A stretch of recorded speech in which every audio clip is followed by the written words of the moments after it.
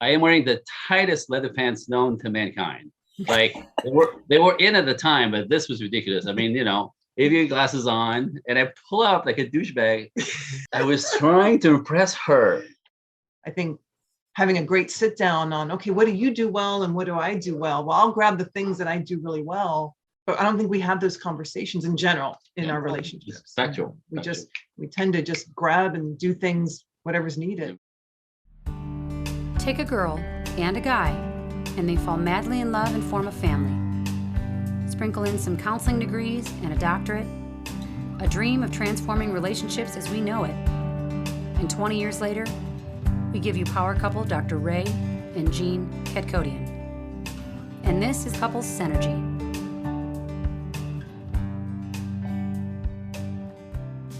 All right, welcome back to another episode of Couple Synergy with Dr. Ray and Jean. Hi, I'm Dr. Ray. And I'm Jean. And this is our podcast about love, marriage, and relationships. Check us out online at couplesynergy.com or on Facebook and Instagram at Couple Synergy. And please subscribe to our podcast and leave us a review or send us any suggestions on topics you'd like to hear more about. And now on to Couple Synergy, an in-depth look at love, marriage, and relationships, where we bring you our experience helping thousands of couples transform their relationships for over 20 years. You know, everyone says you should work on your relationship, but nobody teaches us how. So we've created this podcast to teach people what they can do to create the relationship they've always dreamed of with the partner they fell in love with. On today's episode, we welcome Andre and Nancy Parady. Andre is a relationship coach, entrepreneur, published writer, ordained minister, and artist who is now focusing his professional energy on teaching singles and couples how to create and maintain successful relationships. He is a former professional dancer who has danced with legends, including Michael Jackson, Prince, and Paula Abdul, to name a few. He is also the host of the podcast, How the Culture Gets It Wrong, and his mission in life is to teach and empower people.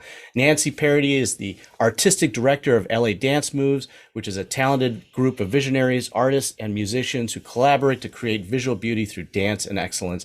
Thank you to you both for being on our podcast today. Thank you, guys. That's a good intro. I'm like, who are you talking about? Oh, to me. Yes, and before we came on, you guys were talking about how sunny it is over there in LA, and we were talking about how rainy and cold it is here in Chicago. Yeah, so thank you for that. Yeah, sorry. That's how I roll. So sorry. That's okay. So we want to get into your story. We want to, find out more about what you guys do. Why don't we start with how old are you and how long have you been together? Whoosh! Together. Are you ready for that? Wait. Yeah, let's go backwards. 27 years together. Wait, no. No, it's going to be 30 this September. September. It's going to be 30 September. Wow, 30. I'm the guy. I'm close, but not definitely. Our 25th kind of came and went, but the 30th, it's in September. We want to do something special, maybe renew our vows. I'm in my mid-50s. Can you tell us the story of how you met? Oh, damn. Here you go. Condensed. I'm a storyteller, so I tend to go long. But at the time, I was on the road for a year and a half at the touring company, dancing, my first professional job. And it was a lot of fun, but it was complete rock and roll. Life on the road, sex, drugs, rock and roll. I quit the job because it was, as a professional dancer, I was in training. I was just performing, and I felt myself slip back, and I didn't want to stay in that kind of environment, even too much fun, if that makes any sense. Mm-hmm. So I quit, came back to LA, and got myself settled. Started teaching dance class. That was my life. And she was one of my students. I was ready for the one. I'd been on the road. I've done all that. I was ready for the one. I'm 27 years old when I got the road. And she walked in one day. I mean, you have to understand, I've been around beautiful women my whole life. I was teaching at 15. And in every dance class you can imagine, whether it was ballroom or jazz, there was me and 45 young girls. Like, that was my life. 2 guys, if they're lucky. So I've been always surrounded with women, like all the time. When she walked into my class that one day, after I came back from the road, that was it. It was in 2 minutes. This was my wife. Wow. And I actually remember in the middle of class, I mean, I got so overwhelmed when I saw her, like it was, and I don't know how to explain it. It wasn't like a soulmate thing, because I don't believe in that.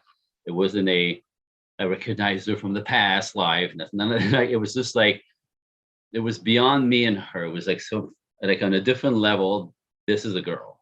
Enough that in the middle of class, I couldn't teach. I had to push my assistant in front of me because I choked.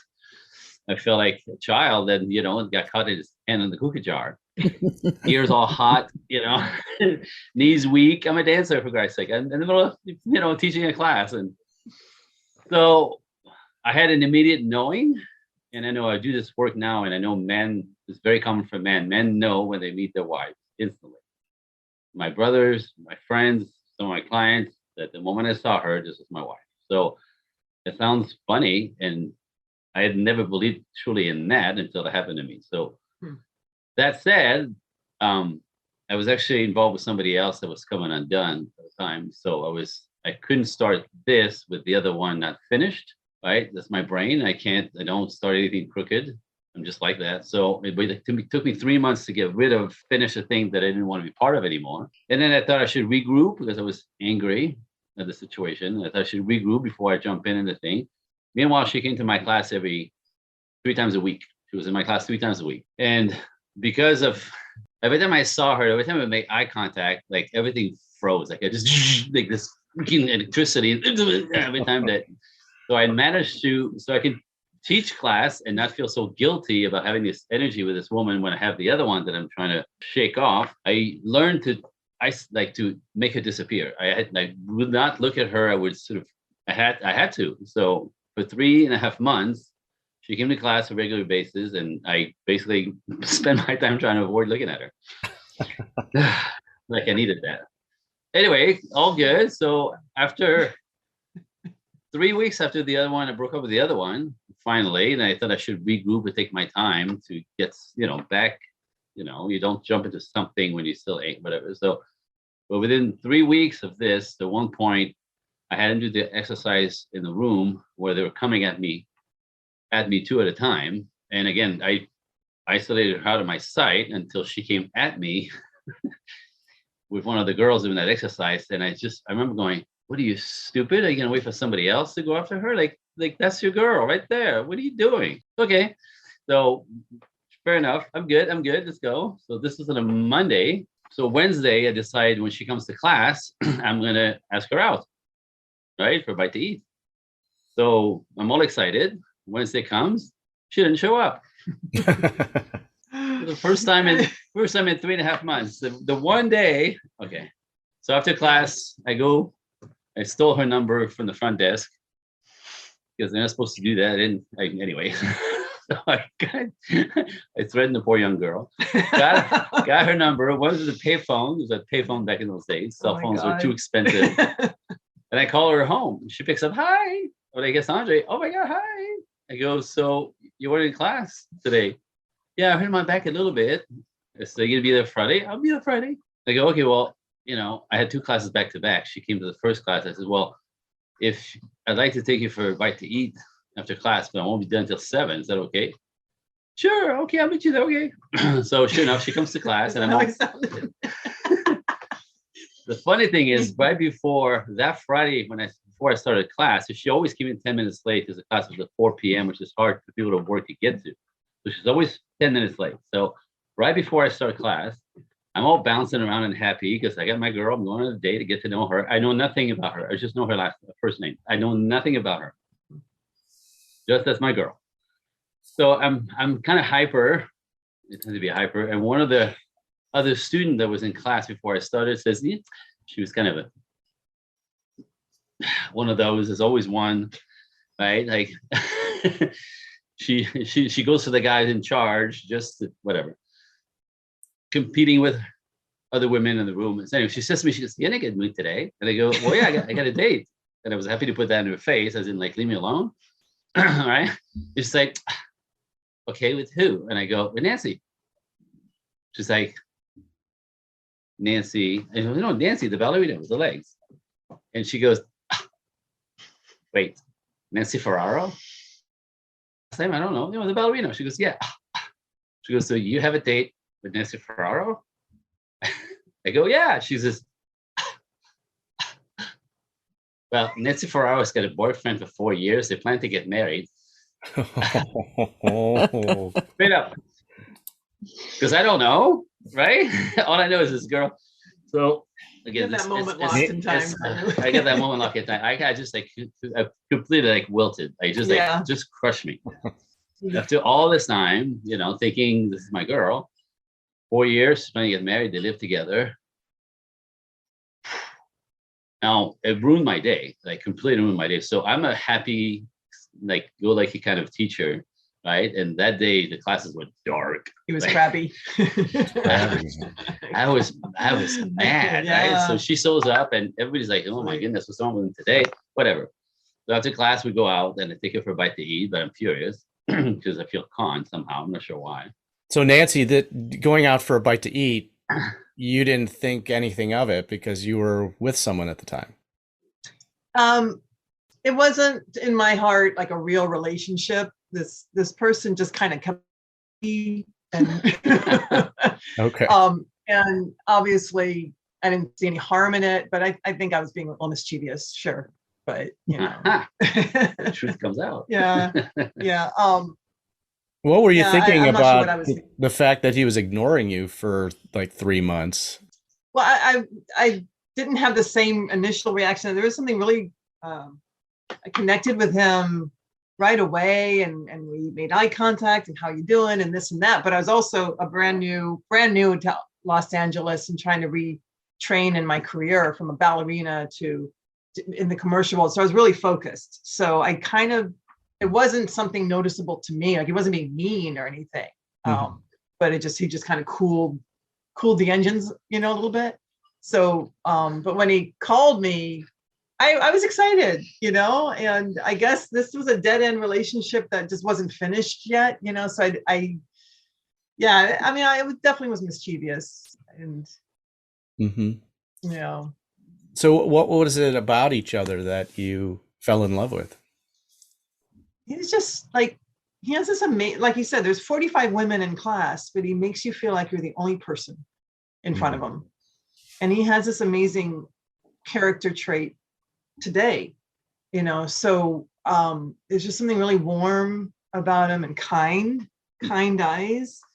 And LA's not quite that way, and I'm an East Coast girl. He's an East Coast guy and I'm an East Coast girl. I'm from Virginia, he's from Quebec. And there was just just a kindness and a good person in front of me. And I was attracted to him. He was a hot teacher too, but it was just this, I felt his soul. And I also, something I have to say before this is I was a ballerina on the East Coast, came to LA and got bitten. I say bitten by this bug and went back and broke a contract, which you don't. So I kind of feel like I was guided to get here. To meet him. It's really bizarre because straight up you can't. Straight up. That's the thing I can't even explain. It wasn't. I can't explain it. This is the girl. That's it. Like I had my radar. I remember I had this antenna radar, like a satellite dish on my head this whole time. And that day, literally, I just folded it back. I saw it like literally fold in. Like no more radar necessary. That's the girl. The rest of it was logistical, trying to get there and get rid of, But get this, so I take her to the restaurant that night and I'm furious and she knows something's wrong. She's all nervous because the happy-go-lucky guy is dark cloud. And so, I have no shut-off valve when I'm confused. Like you'll know that I'm confused because I'll just go right for it. Like I can't help it. I'm not going to pretend anything. I can't do it. I just can't do it. If I'm confused, I need to fix, it needs to be fixed. So we sit across from each other in the restaurant and she's like, so how was your day? And I go, it's all right. How's your boyfriend? Because what the hell are we doing there, right? What the hell is going on here? Like, so she doesn't, I'll never forget this. She's sitting across from me. She goes like this. And she starts playing the fingers. Yeah. She goes, I thought you knew. I go, how would I know? I don't even know your last name. I know nothing about you, right? Well, it's not quite blah, blah. I'm like, and then the moment I said it, I could get over it. Like, and I thought I made this thing up in my head, right? It's a fantasy. It's not real. It was too quick. Like I never experienced that, right? So I just went on a little mind trip on my own. And this is a girl who's not available. And you know, just get over it. So the moment I said it and whatever, so poof, pressure was released. We had pizza, whatever, take her back, all good. I'm good. You know, I sort of tripped myself up by myself. Okay, moving on. But about 2 weeks later, she does the same trick that I did to her. She gets my phone number and calls my house, leaves a message on the machine. Again, the cell phones in those days were affordable. And I get home and it's like, hi, Andre, this is Nancy. I have this choreography idea I'd like to talk to you about. We should go for lunch. I'm off on Wednesdays. Or I get up early on Wednesdays. I'm like, what? No, I'm confused because this is the girl now. She knows I like her. She knows I'm flirting with her. I'm trying to, you know, she has a boyfriend. She just told me so. I get over it. Lunch, choreography idea. So I call my friend Vinny. Vinny was my bounce too. Vinny, blah, blah, blah. What the hell does that mean? He goes, I don't know. Well, she knows I like her. She knows I love her. What the hell is she doing? I don't know. Well, Vinny, you're not helping. Well, I don't know. So this is one time in my life, I've always been a pretty secure guy. I am who I am. Take it or leave it. I don't care. Right. I never try to impress anybody. Like, I like you, you'll know. I don't like you, you'll know. Blah, blah. So she was working in the Hollywood Hills, somebody's house as a photographer assistant. So I was going to pick her up for lunch, and I did. But this is the unusual part about that day is the easygoing, whatever kind of guy, take it or leave it, turned into a giant cheese stick. Like a giant cheese stick. Cheese steak? Cheese dick. Like cheese dick. Okay. Cheesy idiot, moron, freaking wannabe, showing off. So get this, I went all the way. It was ridiculous. I borrowed a friend of mine's Jaguar, trying to impress her with a car. What the hell? Like, I've never been that guy. So I borrowed a Jaguar to take her on the date, to pick her up, to impress her with a car. Not my car, but who does that, right? I am wearing the tightest leather pants known to mankind. Like, they were in at the time, but this was ridiculous. I mean, you know, tight, like you could see 007. You know what I'm saying? Like, tight. Up the ass, all the stuff, funky shirt. I have like aviator glasses on, and I pull up like a douchebag in front of the house because she's working in the basement of a house with the window down, right on my side, and pull up on the street with my wrist broken on the steering wheel like this. Oh my gosh! Why do you think you did that? I was trying to impress her.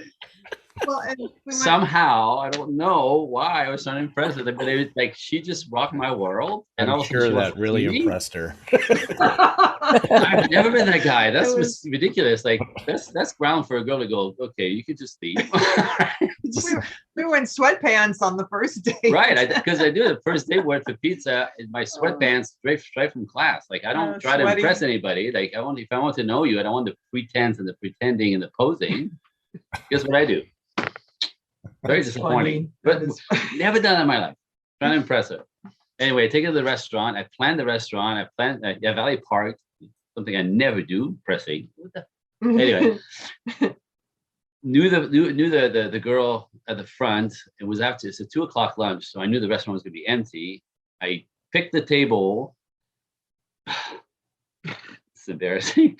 Well, I sat her down, and because I picked the table and I sat her on the other side, I said to her, I have to go to the bathroom, and walked all the way to the bathroom. It was a 40-foot long walk where the only view was my ass. That's all she could see.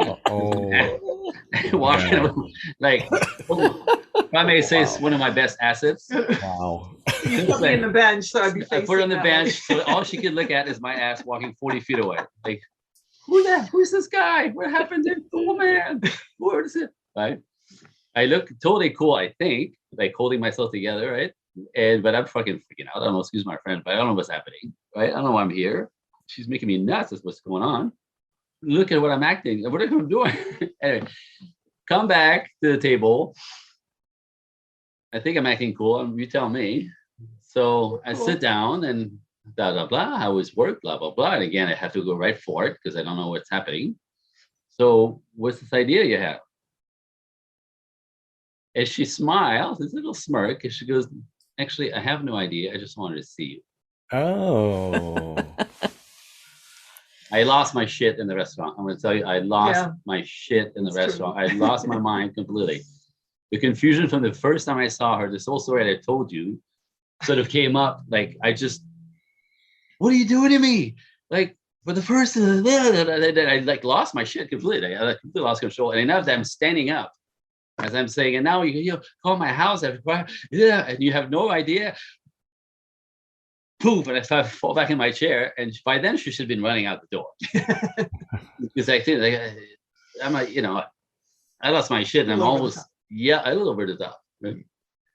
So I fall back in my chair and I'm like, speak, like, I don't know what all this is. And she says to me again with a smirk, she's smirking by then. She should be running, she's smirking even more. I'm like, and she's like, well, I feel the same way that you do about us. I just don't know what to do with you. And Oh. honestly, I don't quite know who that girl was either. Say that. Doing all this, like, I guess, kind of manipulation, but I just was so taken by him, Little drama in dance class. Seriously. And I don't do Stir it drama. up a little I bit, don't yeah. do drama. It's weird for me. Yeah. So how does your relationship progress from there? Well, that very moment when she said that, it kind of validated everything I felt from the beginning. So all of a sudden, I didn't make it up. I wasn't crazy. I was right. I was right. This is like, it just got like bolt lightning, just right, right. And then in my heart, I meant that. Gives me goosebumps. In that very moment, I knew. Whew, I'm choking. It validated my feelings that she was my girl. And I said to her, I says, you need to finish this with this man. So whether it's next week, next month, next year, just know I'm over here. You're my girl. I'll be here for you. Go finish this and let me know when you're done. And I rescued her from the side of the road because she went back and I guess had the conversation with him. Men don't really like to hear that some of the guys taking your girl away. So he got really mean and vicious, which happens. And they had a huge fight. All I know is at midnight, I just went to pick her off on the side of the road. She was walking alone in the dark in North Hollywood, not safe. Took her back to my place and she never left. Damn. That's amazing. Remember that? Yeah, I remember that clear as day, the certainty. So what is it about being in a relationship that you guys got so passionate about that you started doing coaching? Well, we were just dating. I want to say this, we dated for a year, we were engaged for a year, and we got married, and then we still had 7 more years of that life before having children. And I'm just so thankful for that, to have the experiences. We traveled, performed, had the career in LA.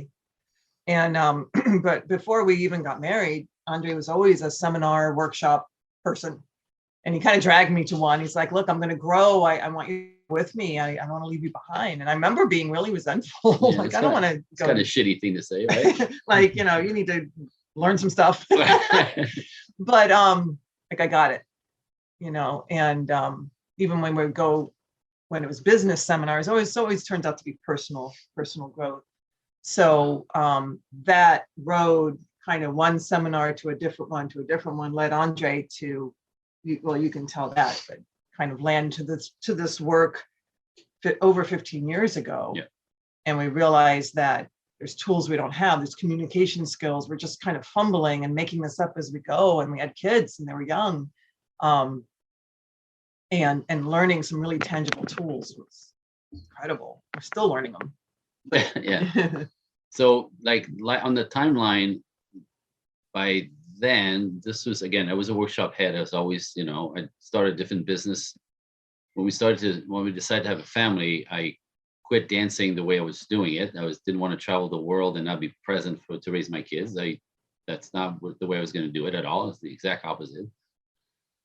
So I stayed grounded in Los Angeles. I would only do the work here as opposed to going around the world. And I was done with that anyway. It's 15 years of, sounds glamorous, whatever. So I opened a business in Los Angeles, a car business, to keep me grounded. So that became how I was present to raise my children. So the business was 6 minutes from my house, and the house was 2 blocks from the school. So we were both at every meet, every parade, every Halloween, anything, right? Every recital, and both of us just all. So that's the way I set it up. And but I was again constantly doing personal development stuff, business workshop to take my business higher that I could on my own, blah blah. And in 2006, randomly on a business seminar up north in San Jose, California, on the way back on the plane, I met this couple in that workshop, sitting in the same aisle, just seemingly randomly. It was, life is so not random. Like, she says to me, the girl says to me, she goes, "What do you do next weekend?" And I go, "I don't work on the weekend." She goes, "You want to come to a workshop?" I'm like, "Of course I want to come to a workshop." Right? I'm the workshop head, and they cost, as a guest, she's guesting me into the workshop, and those things could be hundreds, thousands of dollars. Mhm. Of course. I'm there, yes, of course, next Saturday, LAX, hotel. And they go, "Bo, so where's the workshop?" Because I say yes before I even know what it is. Because it's almost irrelevant. You can learn something. That's my brain. She goes, "Oh, it's called Understanding Women." Okay. Right. And so I'm open, except that morning, I have to get up early on my Saturday morning to go drive to the airport in Los Angeles. Last thing I want to do all of a sudden. And I'm trying to negotiate with myself, like, what the hell are they going to teach me? Right. Again, the guy with 45 young girls this whole life, access to women all I want, never attracted but sweet women like my wife. Like that was my default. Like, it never did the drama my friends did with their wives or their girlfriends. Like I've never done drama with women. I don't do drama in general, but especially not with a woman. Like it's so I got this, it was in my head. Like, so what are they gonna teach me? Like I got this. I thought it was my artistic personality and my understanding and my kindness. And guys, And they're going to teach you how to understand women in one day. Right. But even that, like, I got this. Like, we're gonna teach me. Be sweet, kind, don't yell, right? Just let her talk. All right. But I went because I said I would, and I don't anyway. Thought it was gonna be cute. When I get there, I walk in the room, there's 400 people in the room. And it was like, okay, this isn't cute. There's something going on here that's much bigger than I think. Like, something I don't know. And sure enough, at the end of the workshop, my brain's all over the wall. Just like the guy who's good with ladies in his mind, anyway. Married by then, the kids have a toddler and a baby. Nothing. We're doing well. I'm not looking for this information. I'm not struggling. We're not right. But that day, I slipped off my chair 7 or 8 times. Like, slipped off my chair, understanding what I don't understand. And I literally, it was very clear to me that I knew nothing about women, absolutely zero. And what was scarier, that I knew nothing about my wife and how she processes things, how the stuff hits her, how she takes things personally, whether I mean to or not, whether what comes at her, she filters in a way that I don't intend for her to filter, or, you know what I mean? Like, realize the danger of, the biggest one was, is without any intention of mine, and I know, Ray, you're gonna relate to this, right? Like, I never have intentions of hurting your feelings. I never want to hurt your feelings. Like, I don't want to. Like, why would I try to hurt my girl's feelings? This is my angel. This is my baby. This is the mother of my children. And when she's in a good mood and happy, I'm in a good mood and happy, right? Like, why would I work like this? So I never want to hurt her feelings. Sure, all good intentions, right? All the time. Yeah. However, to her, that's not what it looks like. Well, you know what the road to hell is paved with, right? Good intention. To them, it looks like not only do we know what we're doing over their feelings, it's so obvious to her and every girl in her circle that, they don't say that, you don't do that, you do say that, you do not do that, you do that, right? Like, whatever, there's this whole filtering of what's coming at her. So not only I know what I'm doing when I hurt her feelings, and I probably do it on purpose on top of it. That's what occurs on their side. Like, wait, what? So I never mean to, but you always experience that. right? Just from the so that made me crazy, right? Because I thought my whole family, my brothers and sisters, everybody's divorced and remarried like 2 and 3 times. I have my angel. I'm not gonna mess that up because I don't know. Like, that's my brain. Like, because I don't know. This is maybe in jeopardy down the line. Oh hell no! And so that's how it started. My diving into the whole. I told him that day he came home and I looked at his face and I said, "You're white. Your face is like drained of color." I was upset. I was Yeah, really you're upset. upset. I was actually scared. It terrified me to think what she may be filtering Yeah. about what I'm doing and not doing, saying or not saying. That, I mean, how long? Think about it for one. This is what I got for me. It was like, how long can a lovely woman, any woman, hang on to a relationship when she thinks not only is he always hurting her feeling, but he's doing it on purpose? I mean, how long till you go, forget this fool, right? Were you guys So- having problems at the time in your No, relationship? not at all. Not at all. We weren't looking for this at all. But that's what, to me, the danger of eventually she's going to go to hell with you, right? Mhm. Just because I didn't know? No. Right. So I ended up taking the whole company's curriculum, of course, just out of like making sure that we're going to be okay. And because I'm a teacher, I became, in a second, I was a workshop leader for that company. Mhm. I mean, and that's how that thing started for me. It didn't work out with these people, too much politics in the company, but I ended up from there, I kept pushing, wanted to know more. The floodgates were open. So I started training with Dr. John Gray, Chunky Felhan in the South, Esther Perel, who was not known then, now she's famous now. Right. Dr. Pat Allen in Los Angeles. I was 3.5 years with Dr. Pat Allen in Los Angeles, family child marriage counselor.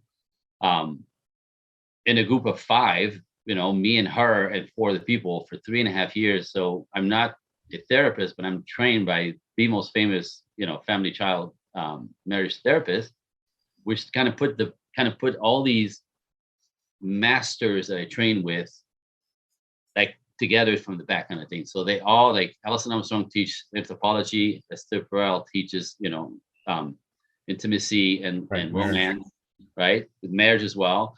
Shanti Felhan, love and respect. And what's the other one? Dr. John Gray, the best part of his, to me, the best part of his work is the past 10 years about chemistry and how that affects our bodies and our thinking, right? Like, our culture is saying men and women are equal. No. No, equally important, right? But different.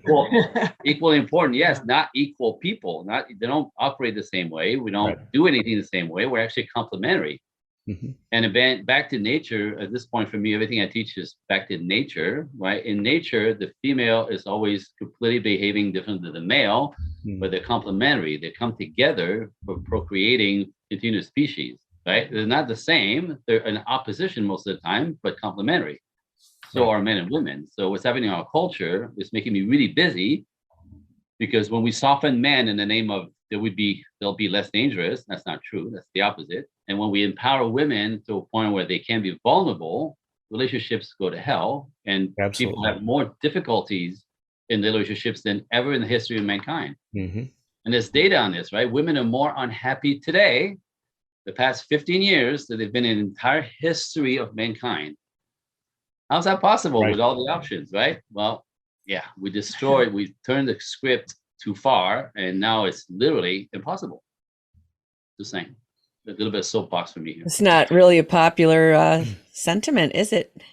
No, Right, but right. I'm gonna tell you, It's like, true, but it's It's just not absolutely popular. true. I know, well, because the pulse of the culture is, I call it, it's very, very, very difficult to go against the tidal wave of cultural beliefs. You know what I mean? This is coming at everyone, men and women, from every angle, in school, on TV, in the theater, in the movies, every freaking TV show. He's a dumbass. It's just a genius. And without her, he'd be nobody. And, commercials. I have a friend, I live in LA, so I have a friend who does commercials, and, in every commercial, the guy's a big old doofus, and she's like the genius wife and the savior, and right.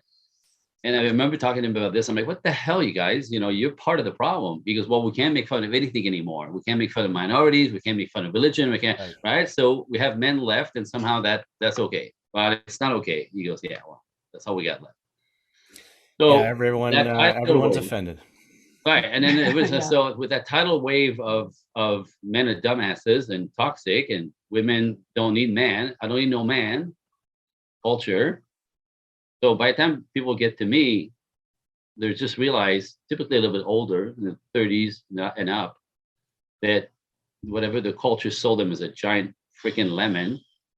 And ultimately, women want companionship. Women want to be cherished. Women want to be loved and taken care of by men, right? So they realize that, you know, their mother, their culture, their schooling did them wrong, sold them a lemon. And And so they men go want to be valued as strong protectors, providers, for heroes. Yeah, yeah. heroes. And that's instinctual as well, by the way. You don't have to manipulate men to want to be your heroes, ladies. Mhm. This is a hell of a good deal, naturally built in, right? It's nature again. So what are we fighting this for? Like, what is, but again, this is the pulse of the culture. My job, my mission, I do my clients one-on-one, but the big goal, and thank you for having me here, because that's how one way to explain my message is, I want to put a dent in a culture with that whole false belief, Mhm. right? How did this impact your guys' relationship? You This take it. information, I guess, just like anything, it just the layers and layers, and I'm still learning. I'm still learning, but like I am an introvert, and Me too. It's affected our relationship by having tools to communicate straight up, and where, I would spin, or maybe you too, but on how am I gonna bring this up, or, you just shoo things under the rug, and then, until you Blow up. blow up. Well, that's not good. So it's given me ways of we have words that we use that he knows what that means. Like, instead of the, oh, we need to talk thing, it's like, I want to check something out. Something doesn't make sense to me and it's upsetting me. And so we have these sort of code words, just basic communication, and also ways to discuss something that might be a little bit sensitive that normal in the past I would never have brought up. Right. And when you ask, it was around kids were young, toddler and stuff, you're just busy with that. But then there also is that feeling of, you want to kind of balance things out a little bit, having young children, and I wasn't communicating to him that. And so little by little, it's been helping with that form of communication and getting both of our needs met. And sometimes you have to even figure out what those are, because if you don't think, do you know why you weren't communicating? I am an introvert, you don't want to rock the boat. It's just imagining it's just going to go south. Has that changed through the years? Andre's on with his clients, and I can hear, and also his live events and live seminars he does periodically. I'm like, I cannot believe I've heard this stuff before, and it's still seeping in, and I'm identifying things and the energy, and identifying things in myself. So it's constantly evolving and helping. It's crazy. It seems to me too, when you get kind of past 50, your brain shifts, and you can feel the development in your brain and understanding things you could not understand in your 30s. That's amazing that you said that. Absolutely. And like, there's things that I just don't want to do anymore, and I thought I was this feminine woman and respectful and easygoing, and in his, not as much of his training, but as he's training others, I'm like, oh my God, I'm masculine. Oh my God, I'm doing everything.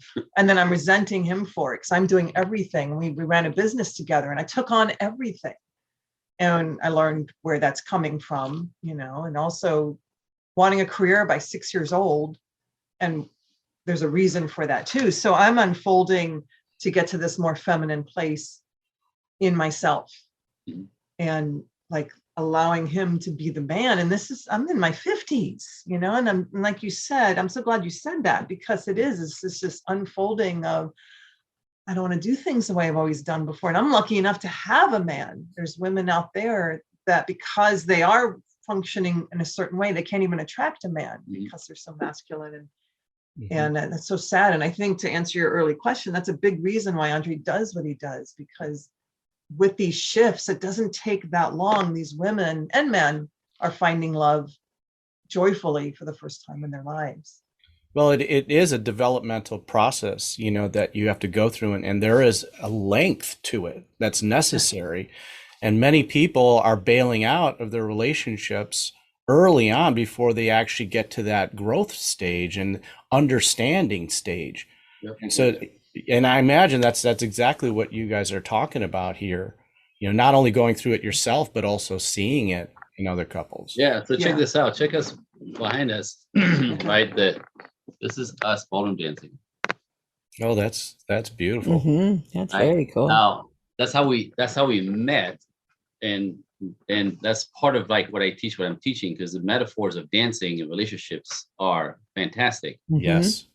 I teach workshops where I do, lecturing plus dancing to put couples together and to start losing how they interact, right? The interaction with this is exactly what interaction with this.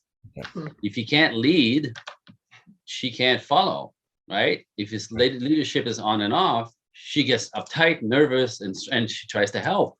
Right. When she tries to help because he's not really strong enough. Or if both Yeah. people are trying to lead at the same time. Well, that's the thing. But the moment if he's not strong enough, she automatically will take it. Mm-hmm. Right. And then if he then tries to take it back, then he gets the elbow to the face, to the nose, and then knee to the groin. I've been there, right? I guess part of it, like if I'm not good enough leader, she can't follow me. Her nervous system jacks, right? And then she instinctively has to take it. Same thing in relationships. If the guy is not leading, she can't follow. She takes everything on. She's uptight. She's nervous. She can't respect him. She loses respect for him if it goes on too long. And all of a sudden, she's like, what am I doing with this dude, right? Like, I don't feel safe, right? He's sweet, but but feeling safe for a woman is primary for her to be able to hang in any length, in any relationship, period. If she doesn't feel safe, she's out of there. So, like, if she doesn't feel safe with him, she loses respect. She'll beat him up a little bit, like sort of sarcastically, like with words, kind of condescending, emasculating, because she's frustrated. But it's normal. It happens if he doesn't do it. It's an instinct. It's a cave woman defense mechanism. Like, dude, you know what I mean? And that's how we bring out the worst out of women. So when I put couples in each other's arms, like, dude, you got to lead. Now, the metaphors for dancing are too rigid, I guess I want to say, because in the real relationship, it's much more fluid. Mm-hmm. You know what I mean? There is times where the stuff that she leads, that she does better than me, the stuff that I follow, I'm better at. We have all this negotiating of what I want to do and I don't want to do, and vice versa. In the world of dancing, there's no option here, right? I have to lead and she has to support my lead. In that, she has to be also very, the mistake that people make is they think that the female partner is passive. Mm-hmm. Is not passive. She's nowhere near passive. She's beyond not being passive. She's doing everything I'm doing backwards in high heels and a dress. Are you kidding me? She's not passive, right? So that's where the culture has convinced women and men that for millennia, it was unfair because it was men in front of women. The patriarchy was beating on women because men just took the lead and women were behind second citizen. That's not it. I'm sorry, that's not it. Patriarchy is men holding themselves accountable for providing and protecting women and children. Mm-hmm. That's the patriarchy. It's not against women, it's for women, right? So with that false belief that is infiltrated everywhere, that patriarchy is against women, it's not.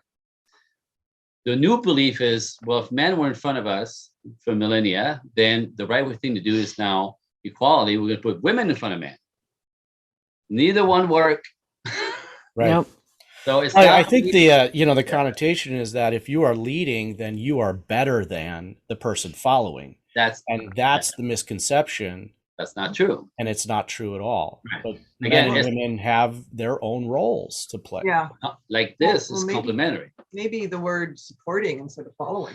Yeah. So that's what I'm saying. Yeah. It's and what I'm suggesting is not, it's not cut and dry type thing, but where our complementary is when we come together. It's two different entities doing two different things, being motivated by different things, different temperament altogether, right?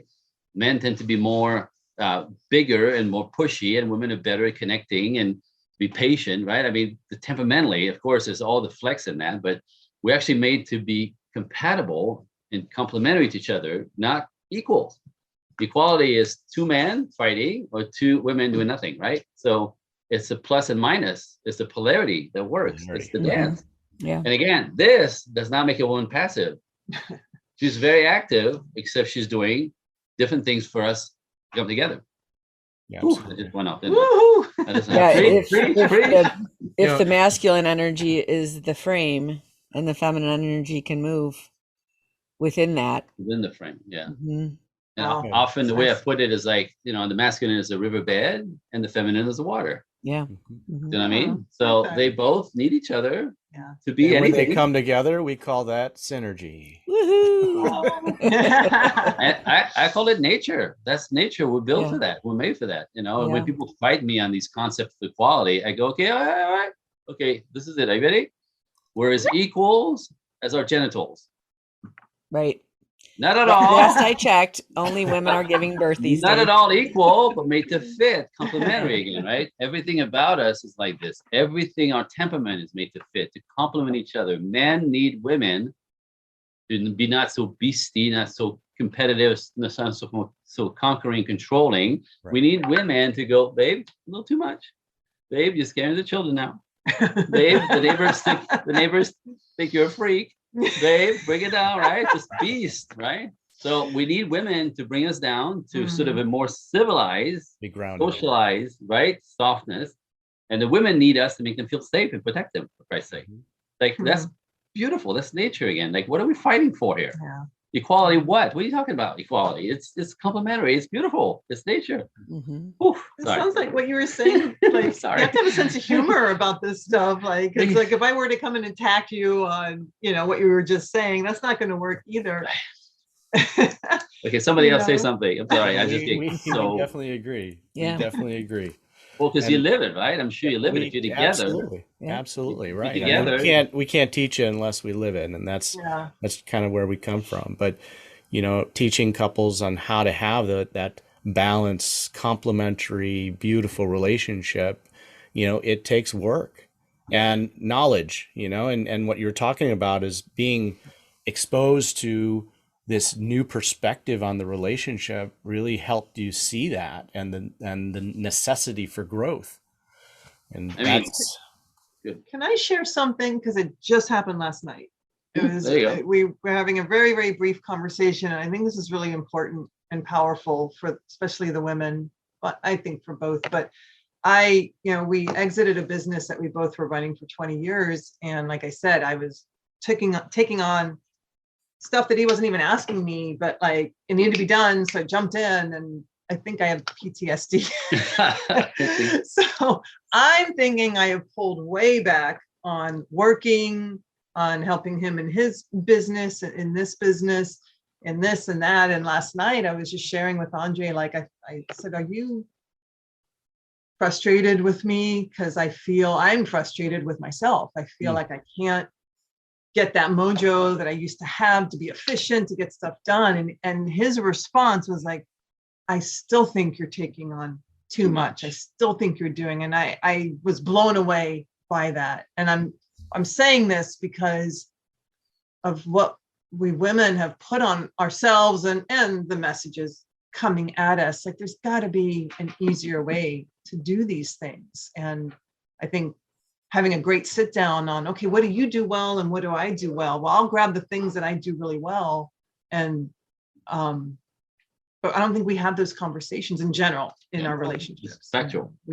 We tend to just grab and do things, whatever's needed. And So resent the others then- when they don't do what you think you're supposed to do or you expect them to do. We don't never tell them what to expect, but we get mad when they don't meet them. Well, hello. Yeah.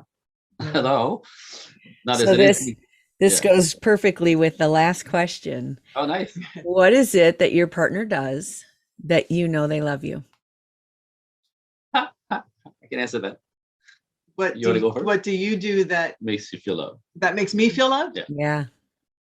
Okay. Hugs and kisses me every morning, you know, hugs and kisses me every night, say goodnight. He puts coffee in my coffee cup if he gets up first. It's like it goes on and on. I don't know. You look at me and I feel like I'm important to you. If that's the right word. Like, I feel like he wants me to be here. He wants me next to him. Right there. Yeah. Right there. Actually, I want her on this side. So if you're looking for her after 8 o'clock at night, she's right Yeah. here. She's right here. She's right here on the couch, right under my armpit, purring. And that's all I want. That's all I need. I could kill myself 12-hour days. As long as at the end of the day, my baby's with me. Life is good. I That is know. wonderful. That is wonderful. I'm choking again. Andre, where can people get a hold of you and learn more about what you do? Ooh, and also I'll tell you this in a second. Also want to share that I have a gift for you listeners if you're interested. Oh, yeah, sure. So it's after years of doing this stuff, regardless of who comes at me, it's always the same story. Like not one of us gets out of childhood unscathed. Not one of us. Mm-hmm. And part of being human that we don't understand is that the decisions we make from the injuries that we receive as a child between the age of 5 and 11, typically, sometimes before, sometimes after, but that crucial area of development when we make decisions about people, the world, life, and ourselves, right, that gets recorded in our subconscious that we forgot completely about, is actually running the show. So people don't do what they want. They think they do, but they don't. That's how you find yourself in the loop. Same relationship, different guys, blah, blah. Same terrible ending for, in any aspects of life, because the subconscious, the decision we made as children runs the show. I'm not good enough. People are scary. I can't trust anybody. Men are dangerous. Women are dangerous, right? I don't feel safe. Like decisions that we make that we forgot. So I'm offering to you listeners, if you're interested, curious about anything that I said about learning to do the dance of relationship, because you're right, this has to be taught. Nobody is teaching this. Nobody understands that it's not about disco dancing or, like this is how people do relationships nowadays. They just they get on the dance floor, but they're not committing. Right. They're dancing face to face, but you turn around and be dancing something like a nightclub dancing, right? There's no commitment there. There's no learning together. Ballroom dancing or any kind of like couple dancing, you have to get in and now you have to learn how to drive this. And in the beginning, it's uncomfortable. It's clunky. You step on each other's toes. It's like we don't know how to do this. But people who succeed, us, my couples who succeed, step in. Like you take a chance. You don't move in and don't have, and hope it works out. Wait till you know what I mean? Like you got to get invested. You got to jump in and learn. And like a ballroom dancing couples, when you see them glide on the floor and they look so beautiful and it's so effortless and oh my God, well, there's a lot of work in that. They had to practice for that, right? So this is anyway. So what I'm offering to anybody listening, if they're curious about learning about this and even learning about men if you're a woman, learning about women if you're a man, I'm offering you guys a free exploratory call, I call it, on me. It's an hour plus call. If you send your listeners to www.andregroupcoaching.com, it's a landing page that allows you to get to my calendar and book an hour. And we'll have a one-on-one like this. But what I do in that call is really go back to the source. What have you recorded that's driving your show, that's making your life unhappy, miserable, unsuccessful, especially in the realm of relationship? My favorite thing to do is that piece. It takes me 15 minutes and I'm there with a client. Like, what happened? What happened? The one that upset me the most, that I started all this because I had women come at me with, I have everything. I'm powerful. I'm young. I'm strong. I have money. I have a business. Nobody likes me. Nobody wants to date me. I'm invisible to man. And if I get a date, I don't get a second date. What's wrong with me? Mm-hmm. So that call addresses not what's wrong with you, how you get derailed, the belief system that you have that we could take off and from there actually be able to build a relationship, or from that space. So what happened? We peel an onion. That's what happened. Mhm. What happened to you makes you normal. That's the Awesome. standard, right? So now Right. from this place of discovery and hope, what is it that you want? What's the dream? And then Oh. see what we And- do about that. And we'll definitely include that in the show notes. AndreGroupCoaching.com. yeah. Yes. My website is projectequinox.net. Equinox as in the perfect balance between day and night. Get it? I thought it was clever. Projectequinox.net. Nice. And then Instagram, Project Equinox on Instagram. And you have the other. I have a private Facebook group that is free, but you have to be invited in. You have to ask to be in. We have 1,800 women in there. So there's a bunch of ways to join the community and start, playing around with the concept that I'm teaching. So And we will include all those links in the show Thank you. notes. thank you. And Awesome. we want to thank you, Andre and Nancy, for being on Couple Synergy today. You know, Great. people have been sharing their stories since the beginning of time to bond and heal and grow. And we hope that by you guys sharing your story, it's enriched your lives and the lives of our listeners. Hope so too. We want to thank all of you for joining us on Couple Synergy, our listeners. Our passion is in helping couples and people have happy and healthy relationships. And this podcast gives us a fun way of bringing our knowledge and expertise to you. For all of you listening, please let us know how much you enjoyed the show. If you have any questions, comments, or topic suggestions, please email us at contact@couplesynergy.com. For more information about Couple Synergy and our programs such as Relationship 101, our home study course, we also have a home study course for couples that are together for less than 5 years called Synergy from the Start, the Couples Weekend Intensive, and our premier coaching program called Couple to Couple. Look us up online at couplesynergy.com. And if you know someone who could benefit from this episode, please download it and share it. And thank you for listening. Until next time, synergize your life and synergize your love. You have been listening to Couple Synergy with Dr. Ray and Jean Ketkodian. Couple Synergy was recorded, edited, and produced by Dr. Ray and Jean Ketkodian. Voiceover and music entitled Breathe and Let Go was recorded and composed by Gina Gonzalez.